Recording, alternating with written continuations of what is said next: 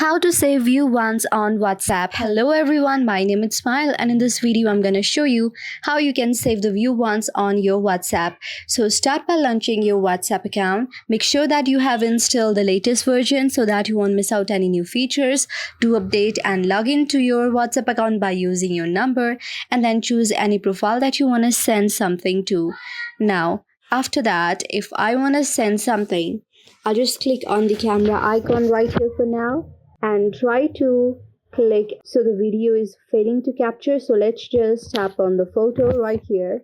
Now if I want the people to view my photo only once, then what I need to do is on the down bar you will see the option of add a caption, and on the right side you will see one written there. Just tap on it and tap on view only once. Now you can send it. Now anyone who will see the photo will only be able to see it once.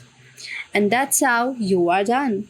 I hope you liked the video. If you liked the video, then please do thumbs up, subscribe, and also comment on the comment section below. Thank you for watching.